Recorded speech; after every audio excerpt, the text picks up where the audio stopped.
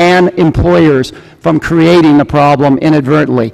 This is just trying to clarify existing law and making sure that this bill follows the existing precedents we've had, that the federal government will not contribute to the deaths of over 450 people a year along the border by causing a mixed signal that you come here, you'll get benefits. If you come here legally, you get it. We've always said illegal benefits do not go to those who are illegal present, and that my amendment just clarifies that we'll check so that when someone says these guys, that somebody's going to get these benefits, you can say, no, they're not, because in the bill, it clarifies that you've got to make sure that they're legally present before anyone gets this. And it takes that issue off the counter. And I did not mean this to sabotage it. I meant it to clarify so it isn't something we discuss on later and have to argue about later. Okay, and reclaiming my time, I'd further yield to the gentleman from India. I just want to say to my colleagues that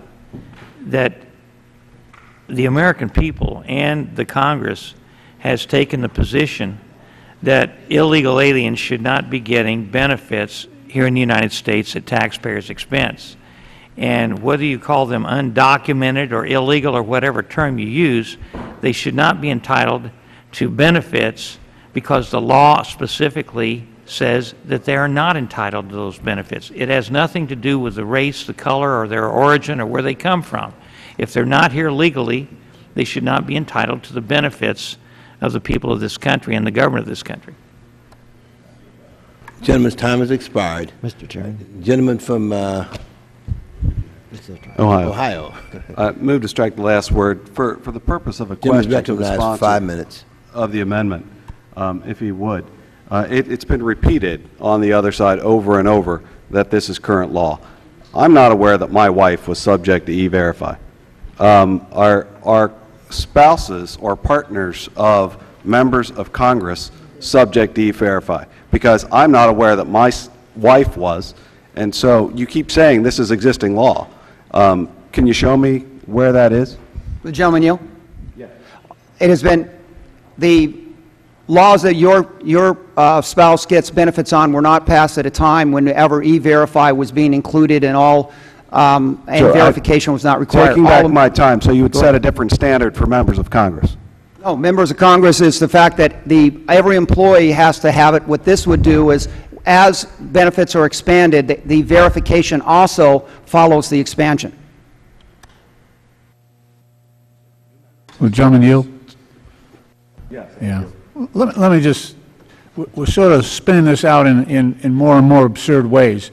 So what the gentleman is saying, that we now have to be afraid of gay people coming over the border, marrying federal employees. This is what your amendment is this is what your changes. You actually think we got gay folks coming over the border, marrying federal employees in order, not marrying, that's right, not marrying, entering into domestic partnerships to get benefits as federal employees.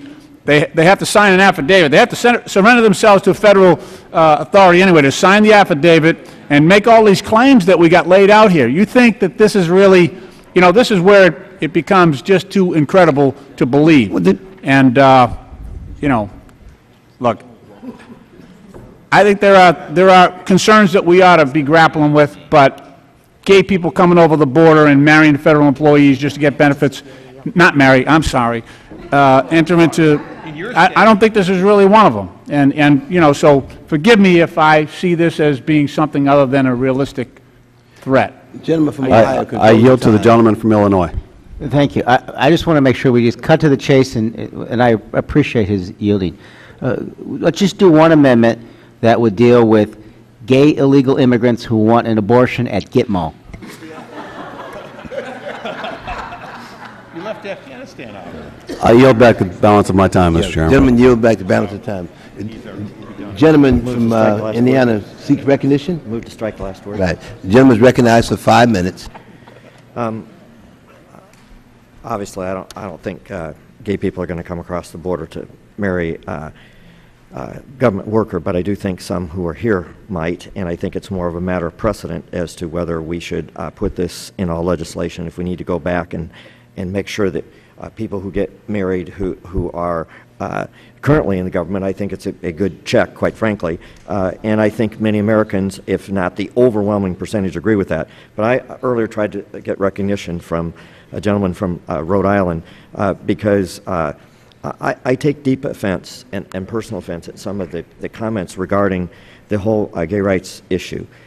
We didn't raise this bill. We didn't try to use this as a wedge issue. It has been thrust upon us.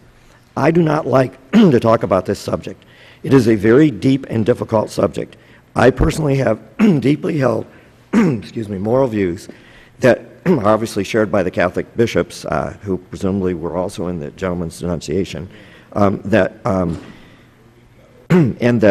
I don't believe that from my perspective this is worse than people who commit other things that I disagree with.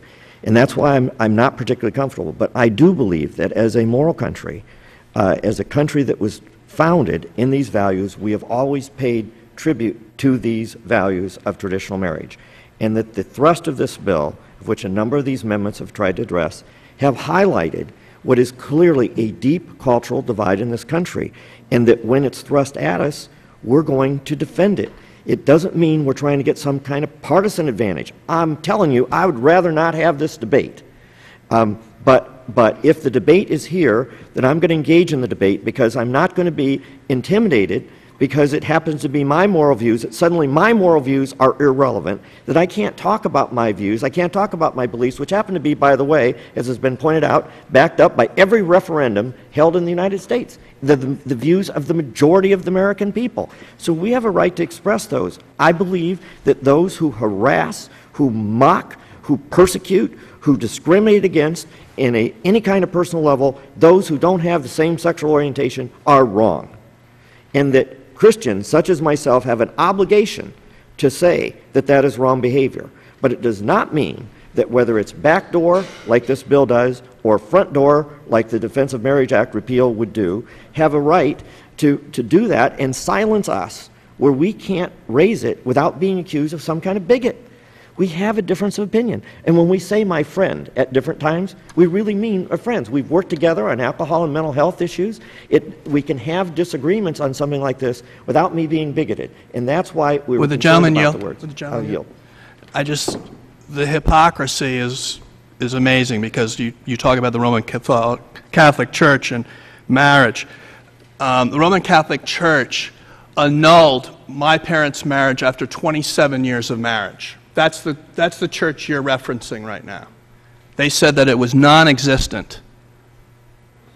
Okay, I'm just making a point that your Christianity, that the morals and the values that you espouse right now, where they're coming from, the hypocrisy is so deep you can cut it with a knife. If I may reclaim, I think you need to be more personally careful. The fact is, as you would know, and I'm not Catholic, just for the record, that that no person who claims to be a Christian claims to be perfect.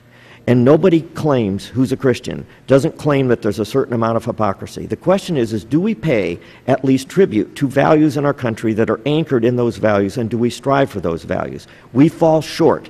Yes, at different times, I don't personally agree with that form of annulment. I understand, however, that many good people get divorced and they remarry. They remarry because they understand that this is our goal of what we want to be, and that there is a deep difference, and it may in fact be changing in our culture as to what that difference can be. But we have to be able to have a debate and a legitimate discussion during that opinion without disparaging what is American history, what's my opinion, which right now is the majority of the American people, without calling us that we're using this for political purposes, that we're trying to inflame people. I wish we didn't inflame people. I wish we could have a discussion of this is really about certain basic values we have always had in America. These basic values are under attack, and I believe that I have a right to defend those values without having my motives disparaged. That's all I'm asking.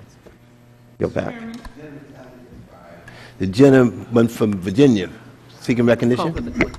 I thank the chairman, and I will be brief. I want to say to my friend from Indiana, I heard him, and I respect his sincerity, and I take the point that he has a right to express his views and to defend his values and to articulate his worldview. But I hope that my friend from Indiana would understand that sometimes on this side, when we hear some rhetoric, not yours, we hear the same assault you feel tonight on our values, on our worldview, on our right to articulate a different set of principles and values that are equally sincere. And if we could find that as common ground, irrespective of the legislation in front of us, this body would be a lot more functional. I yield back. Will the gentleman yield? Of course. I agree with the gentleman's statement, and I think public discourse has declined, and we are under incredible pressure right now in Congress to watch that our discourse doesn't decline. People can sincerely disagree and deeply disagree, and I have a number of gay friends who deeply disagree with me on this issue. It doesn't mean they're not friends. It just means we deeply disagree on this issue, and we need to do that without disparaging each other. I agree with my friend. Gentleman from California. on this side. Okay, gentleman from California. I call for the question, Mr. Chairman. Okay, yeah, right. The question is on the Bill Bray amendment. All those in favor say aye. Aye. All opposed say no. No. In the opinion of the chair, the noes have it, Mr. Chairman, the amendment is not adopted. Mr. Chairman, Gentleman from Indiana. on that I ask for a roll call vote. Gentleman has requested a roll call vote, and of course, as it was agreed upon early on, all votes will be rolled until later this evening. Mr. Chairman, I have an amendment at the desk. Or, Mr. Chairman. Gentleman is recognized to offer his amendment. Thank you, Mr. Chairman. Finally, we have a published amendment, which I believe, I'm sorry, I'll give it. The clerk would now designate the amendment. She'll designate and read.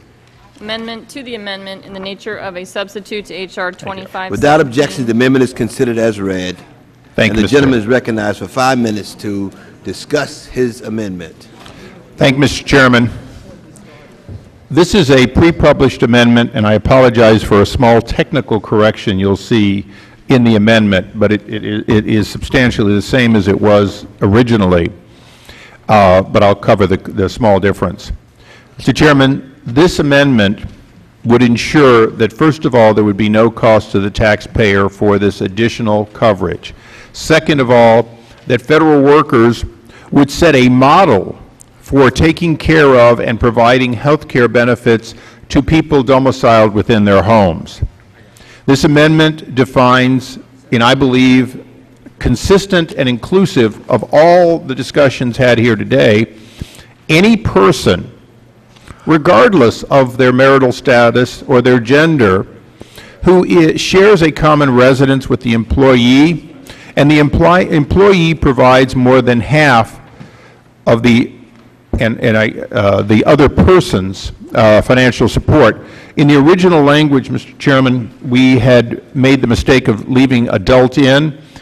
We understand, and I would hope that all the members listening to this amendment here tonight understand, that it is very possible for a federal employee to take in, for example, the child of a relative, a brother or a sister, or someone else in need for a temporary time when that person is unable to, or even to take in a distant or not so distant family member who has become homeless.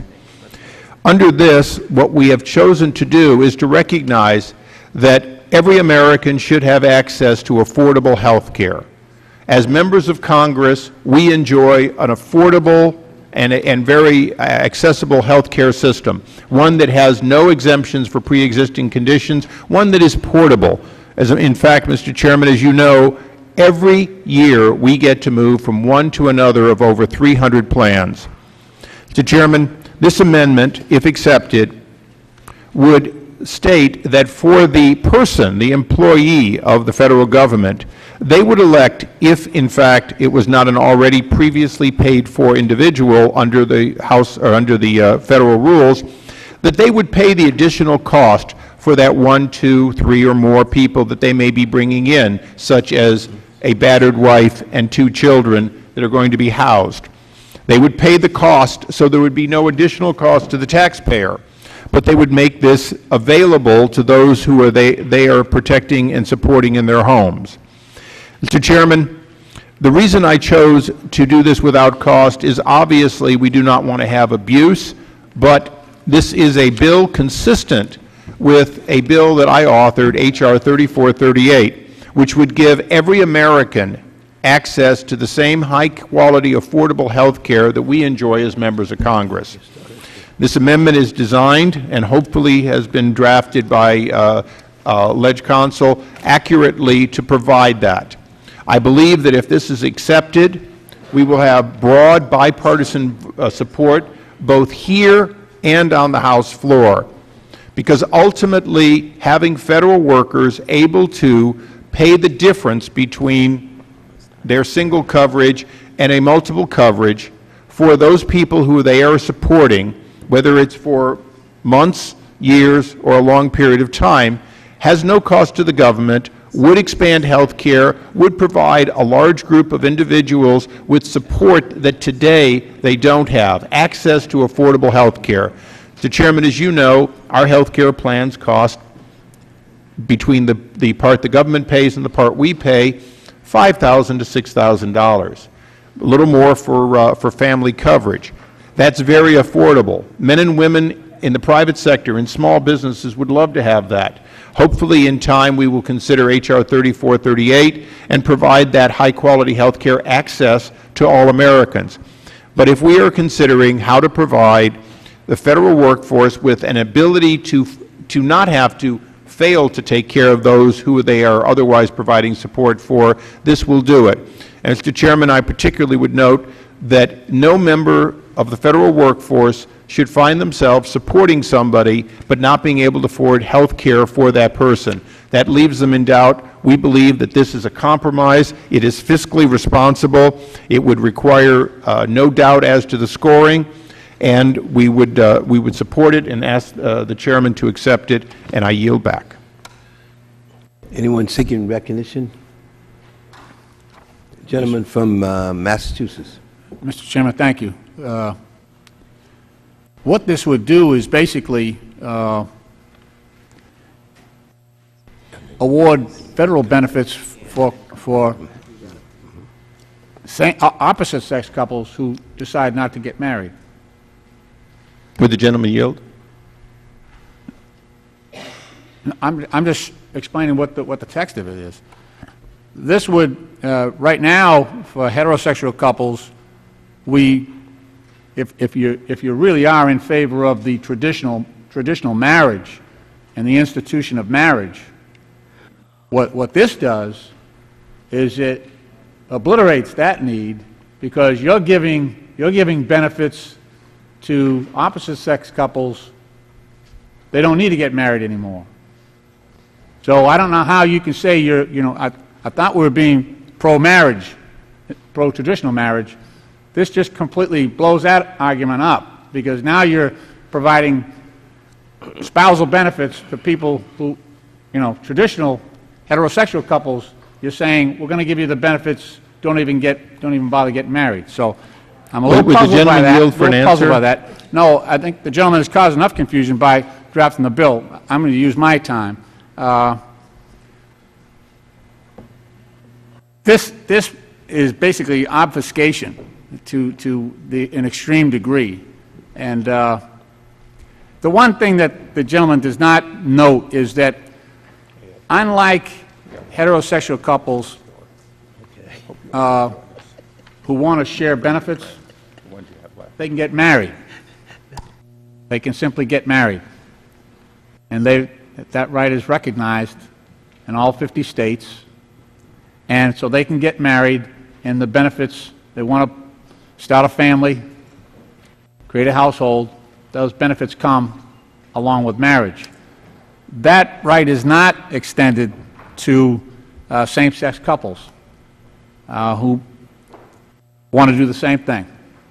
And so this accomplishes nothing, in my opinion, with respect to bringing the equality that we've been pursuing here on behalf of federal employees who just happen to be gay. Very hard workers, very productive workers, but because they are gay and lesbian, and we don't recognize that arrangement, that they are denied all those benefits. So I just want to ask my colleagues to vote against this amendment.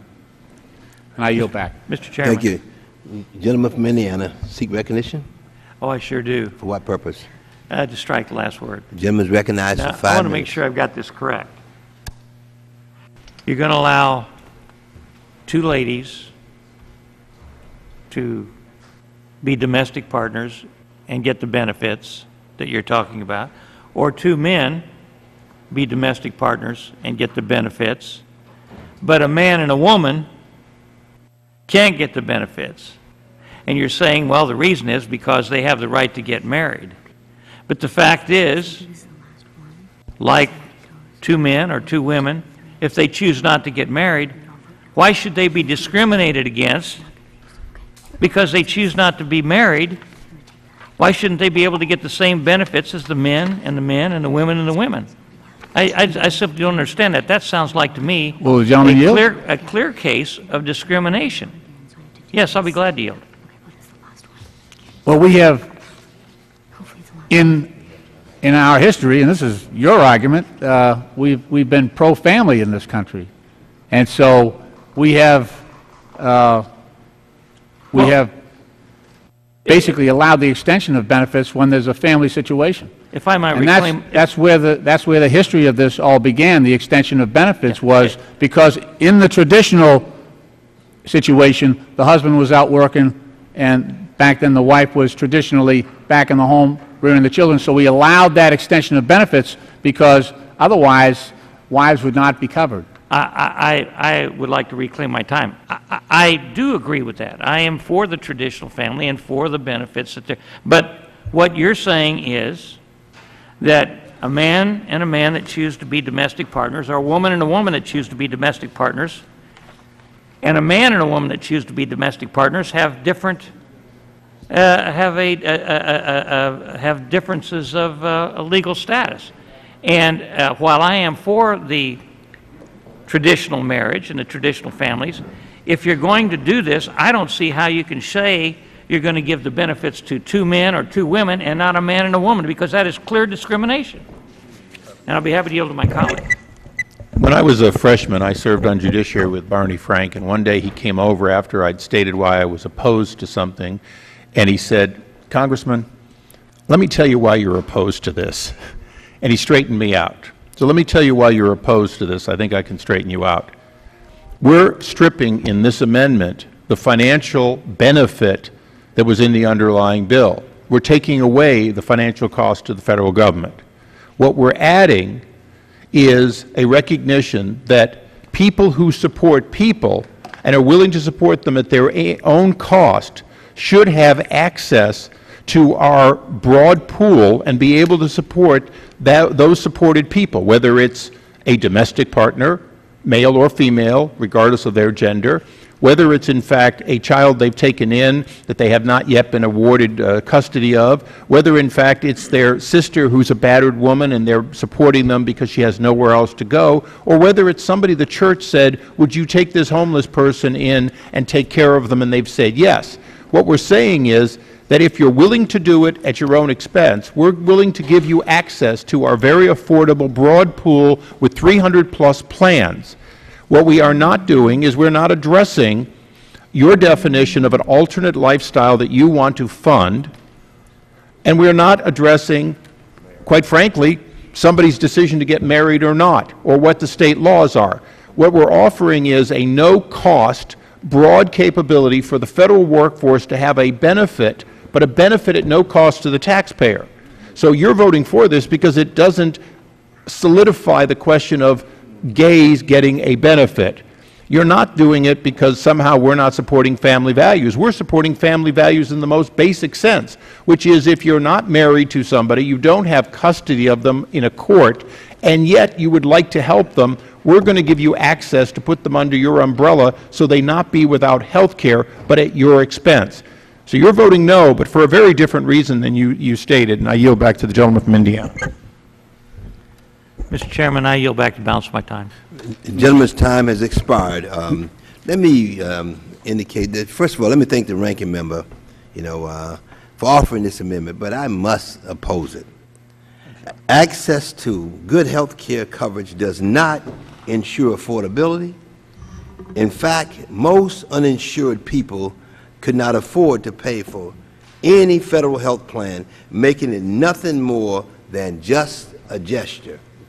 The goal of this legislation is to strengthen the federal workforce by creating a more inclusive environment, a workplace that respects all employees and compensates them in an equitable manner.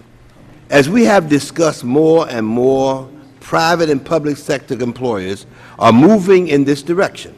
They are doing this because it is the right thing to do and because it strengthens their organization and institution. We have addressed issues concerning costs. The costs are relatively minor and will need to be offset before this bill goes to the floor, and we've mentioned that before. And the benefit from this legislation greatly outweighs the relatively small cost. While the ISA amendment would reduce costs, it would also undermine the purpose of the bill.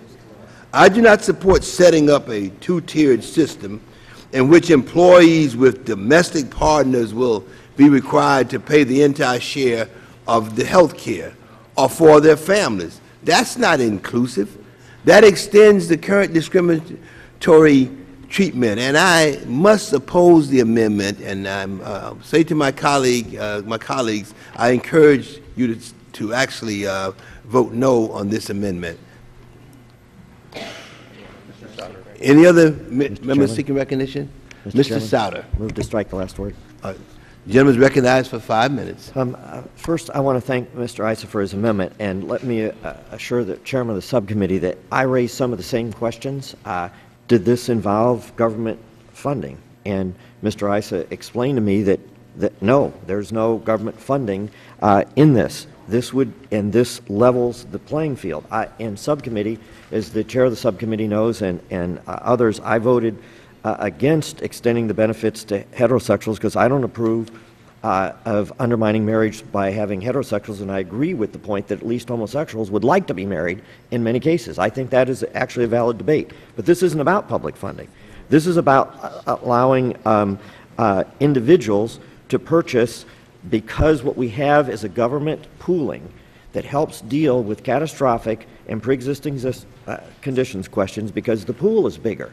And because the pool is bigger, you can get a policy at $5,000 to $6,000, because we've heard in the healthcare debate figures of $20,000. Also, these kind of cost what it takes to an individual to replace ERISA.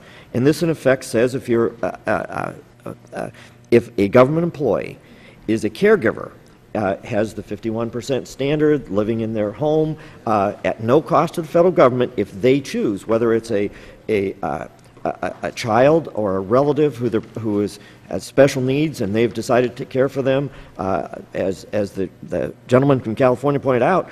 I know of when I was a staffer, a fellow staffer whose sister was killed and she wound up with her children, this would enable them to buy additional insurance.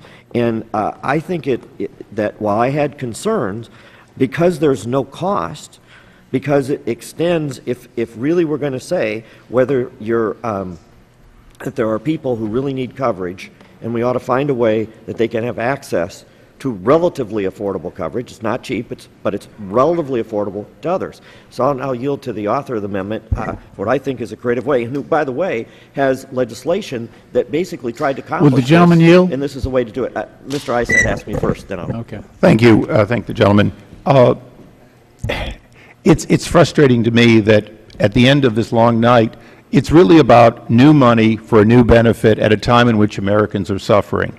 And people on the other side of the aisle broadly keep talking about who can afford what. The American people cannot afford to pay more taxes or to deal with this deficit. If there are offsetting savings, Mr. Chairman, the American people deserve to have federal spending cut down to help reduce the deficit. So when the President or someone else finds an offset The truth is, what they're really doing is saying, we don't want to give up anything. If there's any savings to be had, we want to put it into new spending. This is new spending. We believe that at least during this time in which no new spending should be allowed, in which spending and cost of government should be brought down, at a time in which you have almost $120,000 as the average income of the federal workforce worker, we should not be saying, woe is me, the federal worker can't spend $3,000 or $4,000 or $5,000 more to provide high-quality health care for somebody they choose to have supported by them. On top of that, in the existing law, if the domestic partner that's spoken of here, the gentleman from Massachusetts kept slipping, calling it marriage, but the domestic partner, if they work for Lockheed Martin, they're going to come onto the federal health care plan. Lockheed Martin's going to get a savings, and the taxpayer is going to pay more. Well, we're still going to pay the same price for Lockheed Martin or some other defense contractor, because as we all know, huge parts of at least the federal workforce here in Northern Virginia and Washington, the fact is their domestic partner, if they don't already work for the government, probably works for somebody that works for the government.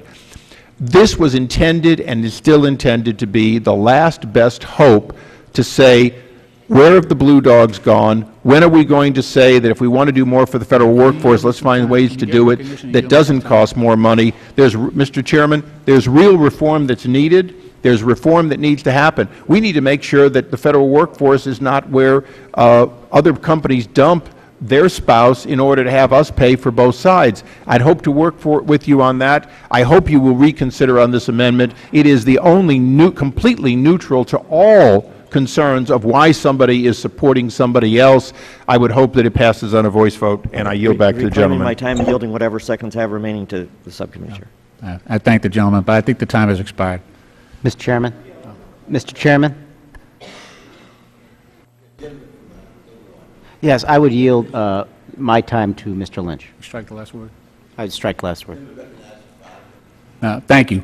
I just want to point out what's really happening here with this. Right now, and we have to remember we're acting as an employer here on behalf of federal employees. And right now, we pay, the government pays, through the taxpayer, 72% of the premium for federal employees as workers. And the workers pick up 28%. That's the way it works.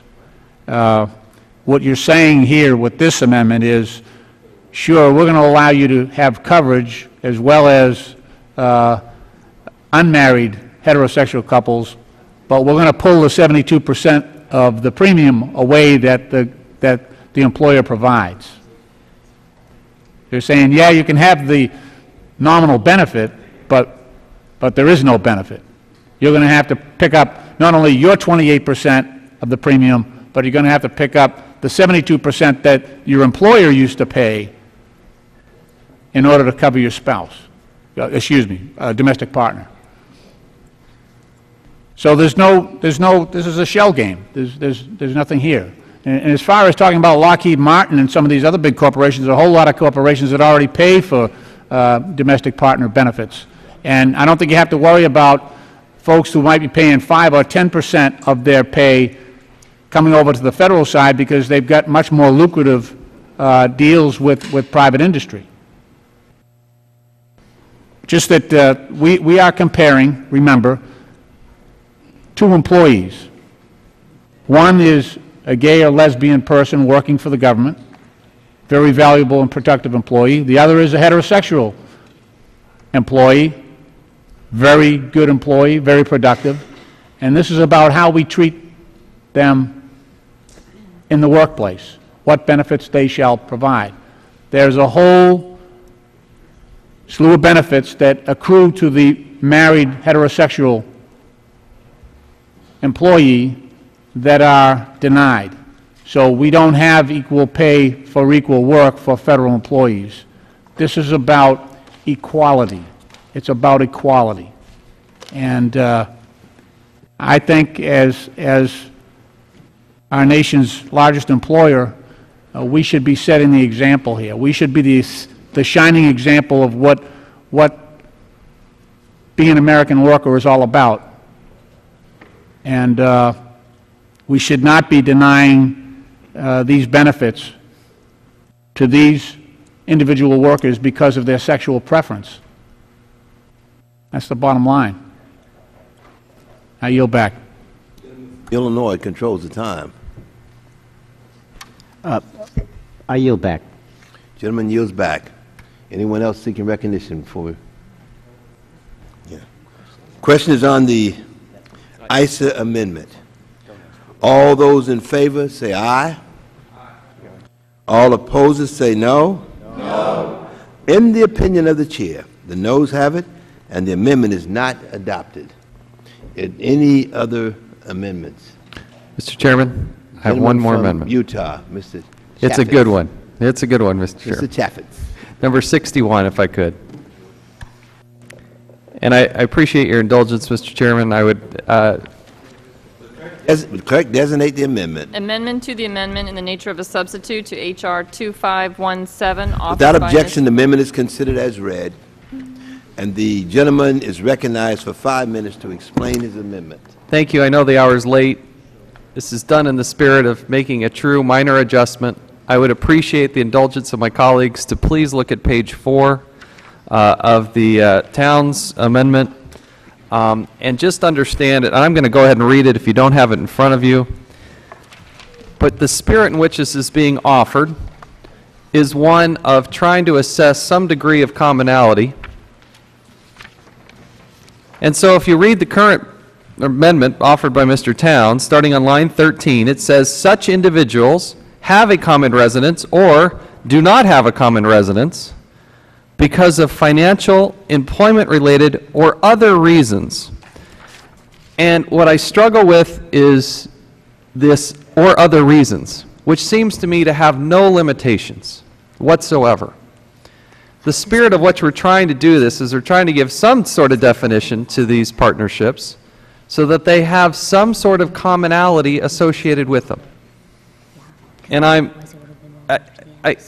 there is financial reasons for that they may not be able to be physically together at the common residence. They're employment related, as the gentleman from Massachusetts brought up, overseas work assignments, those types of things. What my amendment simply does is takes out the ambiguity of for other reasons and tries to close that door just a little bit, but still stay within the spirit and the letter or the spirit of having this idea that there's some degree of commonality, and the authors of the legislation have tried to identify some things. I don't think it's a huge leap to eliminate the or other reasons, and we can still achieve what the author is trying to achieve. And clearly, I'm opposed to this legislation, but I do think that this... Would the gentleman yield? Sure, absolutely. The gentleman presumably is offering this for clarity because he's concerned that other reasons could be too broad and ambiguous. Yes. The gentleman, however, even with this change, were it to be adopted, would oppose the underlying legislation. Yes. Would the gentleman confirm for me his understanding, which is mine, that in order to qualify for this benefit, should this become law, an individual would have to sign an affidavit? Is that not correct? It's my understanding, yes. That affidavit would have to spell out the other reasons, presumably. Presumably. And that affidavit would have to be accepted. Well, that's, I guess, my point, is that there's a... But if you could, I'm just trying to establish, it's not like it's quite as vague as you presented. There's actually a process, and presumably, in the legislation, is it further the gentleman's understanding that should somebody falsify an affidavit, there are penalties. Is that correct? I'm not sure. Mr. Chaffetz, would the gentleman yield? Yeah, I'm going to reclaim my time for a moment and yield to the gentleman from California. Thank you, thank you for yielding. Mr. Connolly, under the current rule, you don't have to be gay. You only have to be the same gender, and you don't have to support the other person. They can have a full-time job somewhere else, and you can simply have some sort of a committed relationship undefined.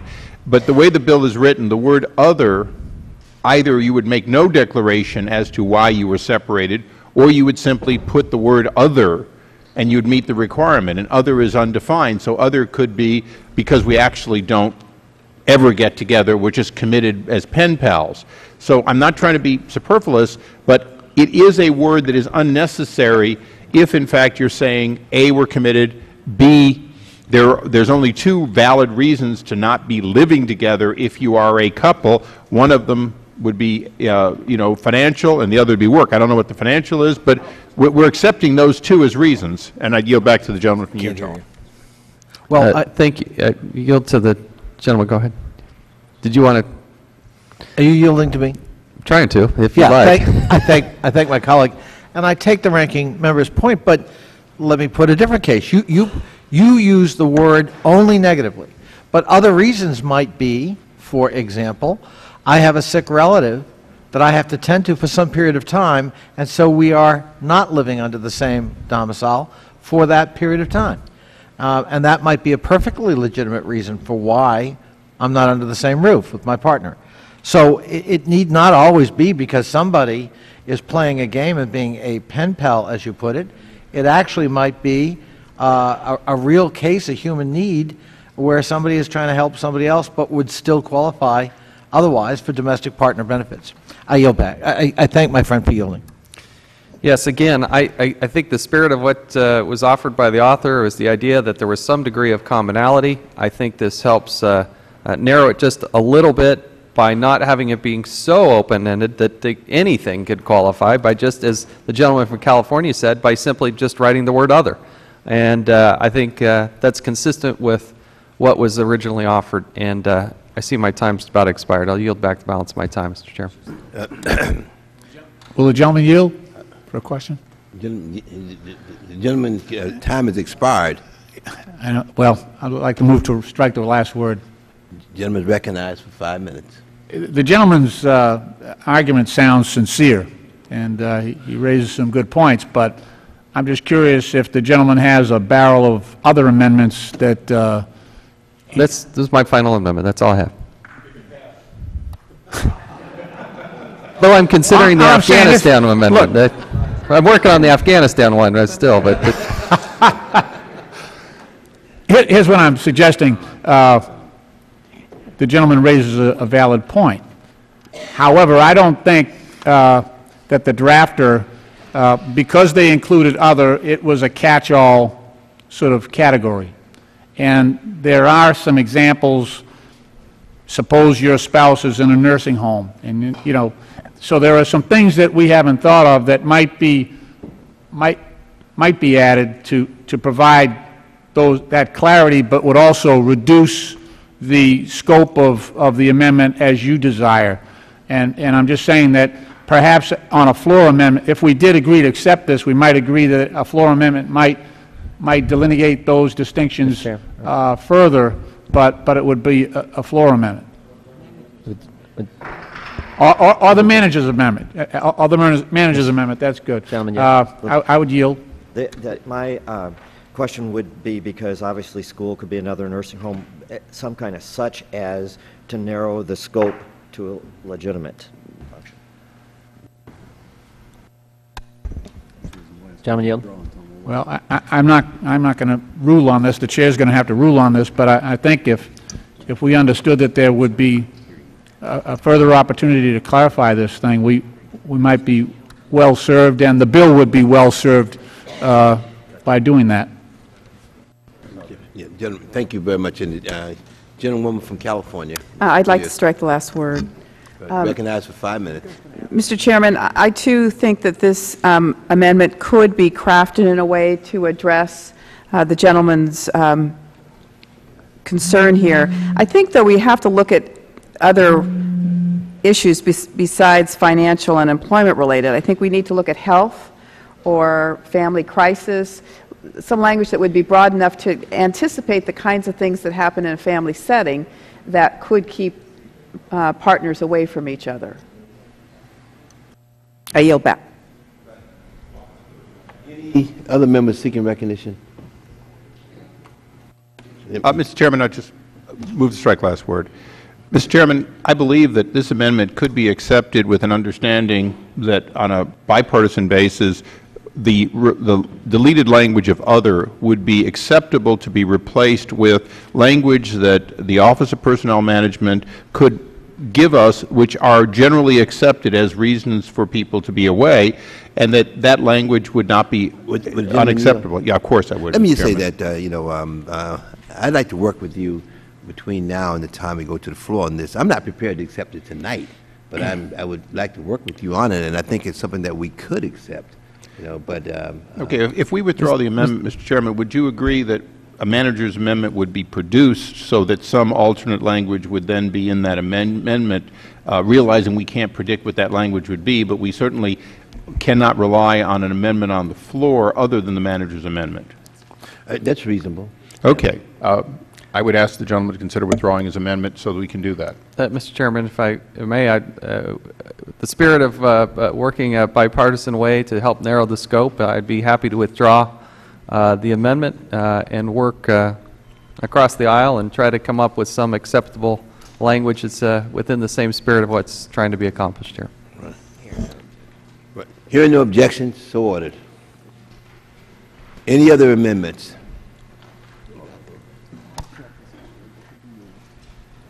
Mr. Chairman, I think it's now 9 o'clock.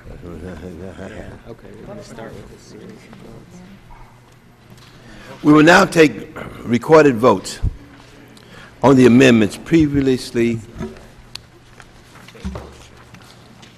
ordered. Let's start with the unfinished business is the Chaffetz amendment. Chaffetz amendment. Mr. Towns. Mr. Chairman, which amendment? Amendment on which if it prevails, no voice. Okay, the clerk will call the roll. The clerk will designate the amendment. The amendment. Amendment to the amendment in the nature of a substitute to H.R. 2517 offered by Mr. Chaffetz of Utah.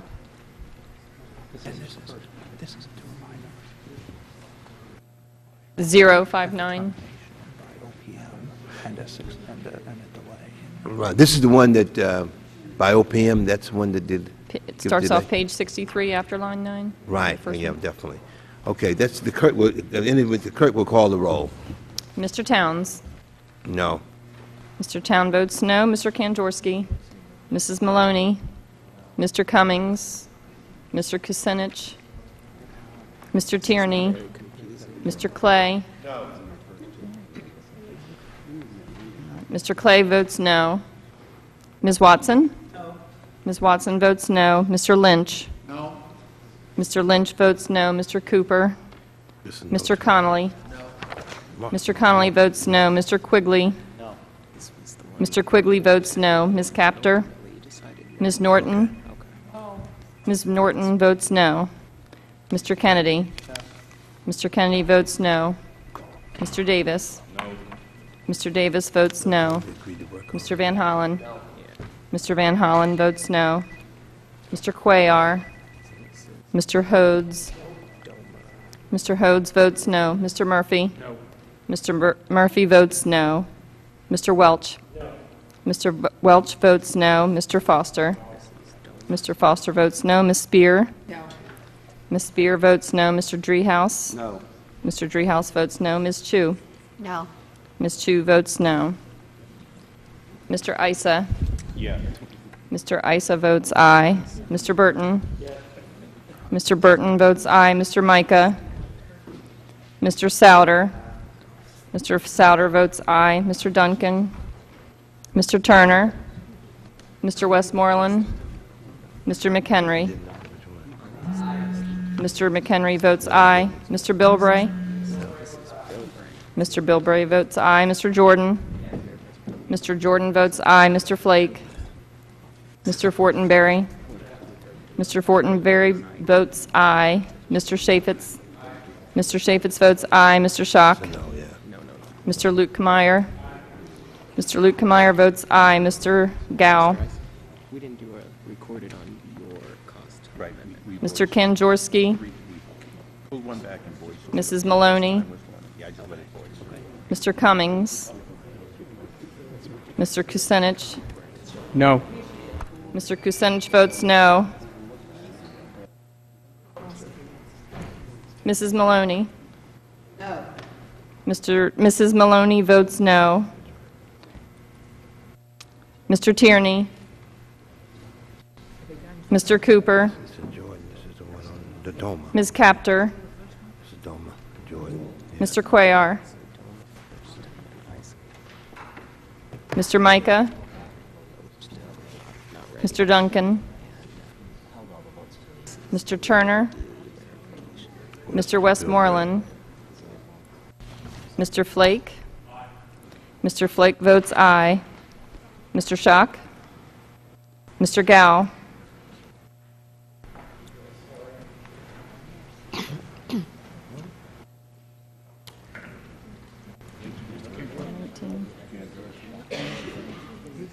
On that vote, Mr. Chairman, there were, I'm sorry, Mr. Kanjorski, I don't have you recorded. I do not. Mr. Kanjorski votes no. Mr. Tierney? No. Mr. Tierney votes no. Mr. Turner? Aye. Mr. Turner votes aye. Mr. Chairman, how am I recorded? You are recorded as a yes.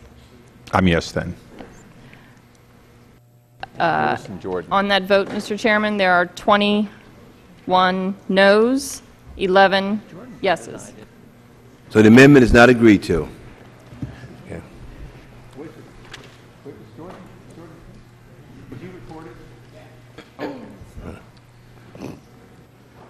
Next one is the DOMA 1, which is the Jordan Amendment. Be Jordan. Yeah, DOMA 1, the Jordan 023. Amendment. Jordan 23. Mr. Towns. No. Mr. Towns votes no. Mr. Kanjorski. Mr. Kanjorski votes no. Mrs. Maloney. Mrs. Maloney votes no. Mr. Cummings. No. Mr. Cummings votes no. Mr. Kucinich. No. Mr. Kucinich votes no. Mr. Tierney. No. Mr. Tierney votes no. Mr. Clay. No. Mr. Clay votes no. Ms. Watson. No. Ms. Watson votes no. Mr. Lynch. No. Mr. Lynch votes no. Mr. Cooper. Mr. Connolly. No. Mr. Connolly votes no. Mr. Quigley. No. Mr. Quigley votes no. Ms. Capter. Ms. Norton. No. Ms. Norton votes no. Mr. Kennedy. No. Mr. Kennedy votes no. Mr. Davis. No. Mr. Davis votes no. Mr. Van Hollen. No. Mr. Van Hollen votes no. Mr. Cuellar. Mr. Hodes. No. Mr. Hodes votes no. Mr. Murphy. No. Mr. Murphy votes no. Mr. Welch. No. Mr. Welch votes no. Mr. Foster. Mr. Foster votes no. Mrs. Spear. No. Ms. Spear votes no. Mr. Driehaus. No. Mr. Driehaus votes no. Ms. Chu. No. Ms. Chu votes no. Mr. Issa. Aye. Mr. Issa votes aye. Mr. Burton. Aye. Mr. Burton votes aye. Mr. Micah. Mr. Souter. Mr. Souter votes aye. Mr. Duncan. Mr. Turner. Mr. Turner votes aye. Mr. Westmoreland. Mr. McHenry. Aye. Mr. McHenry votes aye. Mr. Bilbray. Mr. Bilbray votes aye. Mr. Jordan. Mr. Jordan votes aye. Mr. Flake. Mr. Flake votes aye. Mr. Fortenberry. Mr. Fortenberry votes aye. Mr. Chaffetz. Mr. Chaffetz votes aye. Mr. Schock. Mr. Schock votes aye. Mr. Luke Kameyer. Mr. Luke Kameyer votes aye. Mr. Gao.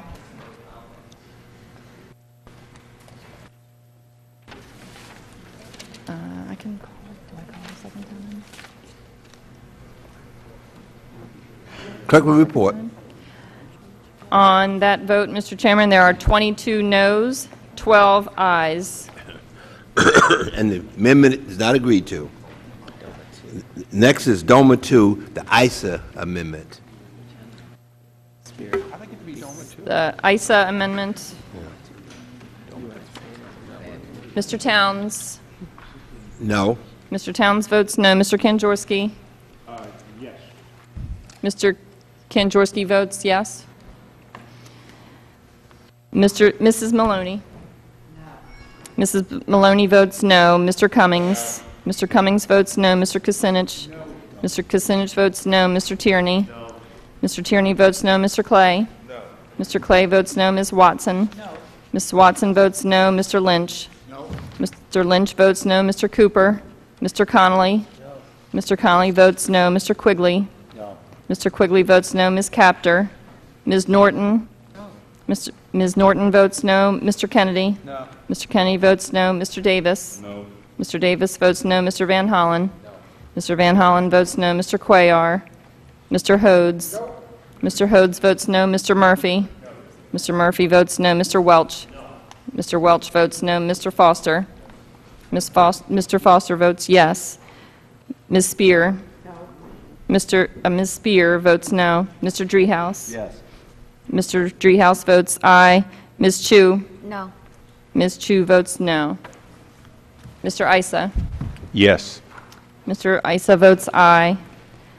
Mr. Burton? Mr. Burton votes aye. Mr. Micah? Mr. Souter?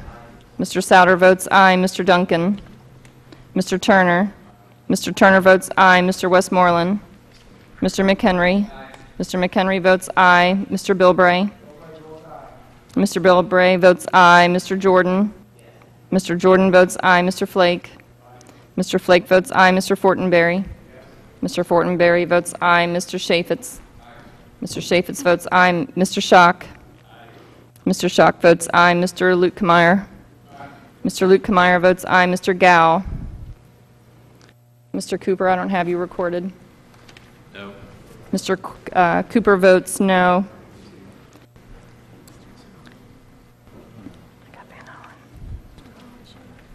I have him.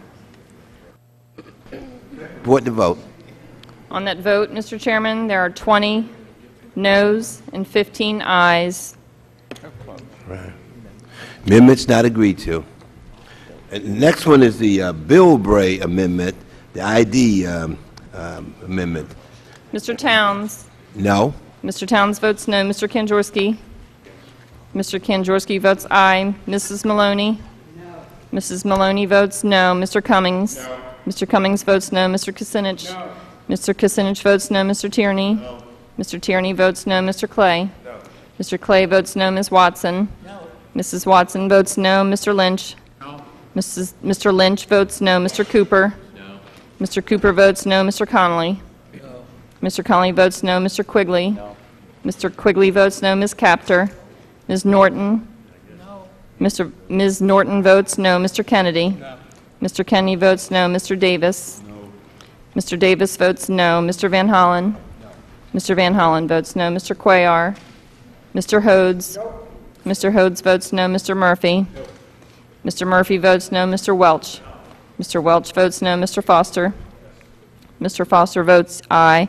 Ms. Spear? Ms. Spear votes no. Mr. Driehaus? Aye. Mr. Driehaus votes aye. Ms. Chu? No. Ms. Chu votes no. Mr. Issa? Mr. Issa votes aye. Mr. Burton? Mr. Burton votes aye. Mr. Micah? Mr. Souter? Mr. Souter votes aye. Mr. Duncan? Mr. Turner? Mr. Turner votes aye. Mr. Westmoreland? Mr. McHenry? Mr. McHenry votes aye. Mr. Bilbray? Mr. Bilbray votes aye. Mr. Jordan? Mr. Jordan votes aye. Mr. Flake? Mr. Flake votes aye. Mr. Fortenberry? Mr. Fortenberry votes aye. Mr. Chaffetz? Mr. Chaffetz votes aye. Mr. Schock? Mr. Schock votes aye. Mr. Lukemeyer? Mr. Lukemeyer votes aye. Mr. Gow?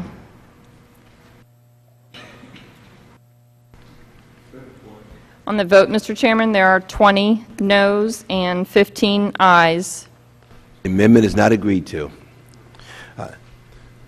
The question now is on adopting the Towns amendment in the nature of a substitute. All those in favor say aye. Aye. All opposed say no.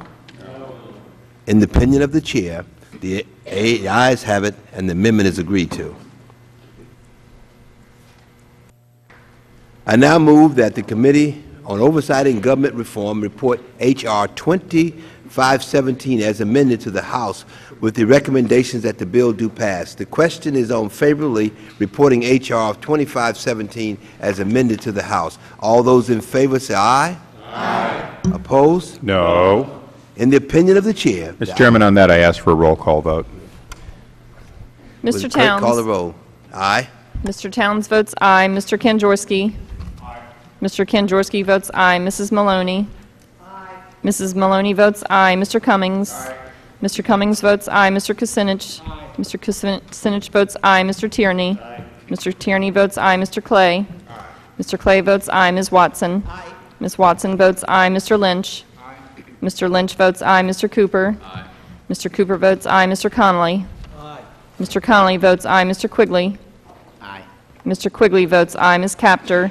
Ms. Norton. Ms. Norton votes aye. Mr. Kennedy. Mr. Kennedy votes aye. Mr. Davis. Mr. Davis votes aye. Mr. Van Hollen. Mr. Van Hollen votes aye. Mr. Cuellar. Mr. Hodes. Mr. Hodes votes aye. Mr. Murphy. Mr. Murphy votes aye. Mr. Welch. Mr. Welch votes aye. Mr. Foster. Mr. Foster votes aye. Ms. Spear. Ms. Spear votes aye. Mr. Driehaus. Aye. Mr. Driehaus votes aye. Ms. Chu. Aye. Ms. Chu votes aye. Mr. Issa. Mr. Issa votes no. Mr. Burton. Mr. Burton votes no. Mr. Micah. Mr. Souter. Mr. Souter votes no. Mr. Duncan. Mr. Turner. Mr. Turner votes no. Mr. Westmoreland. Mr. McHenry. Mr. McHenry votes no. Mr. Bilbray. Mr. Bilbray votes no. Mr. Jordan. Mr. Jordan votes no. Mr. Flake. Mr. Flake votes no. Mr. Fortenberry. Mr. Fortenberry votes no. Mr. Chaffetz. Mr. Chaffetz votes no. Mr. Schock. Mr. Schock votes no. Mr. Lukemeyer. Mr. Lukemeyer votes no. Mr. Gao. Hey. On that vote, Mr. Chairman, there were 23 ayes, 12 noes. Right. The ayes have it. The motion is agreed to, and H.R. 2517 is ordered reported. Thank all of the members. This concludes our business for today. I ask unanimous consent that the staff be authorized to make technical and conforming changes to all matters ordered reported without objections.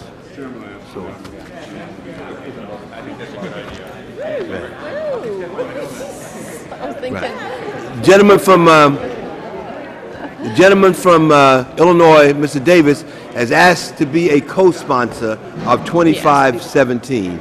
He has to be the co-sponsor. The gentleman from Illinois, Mr. Davis.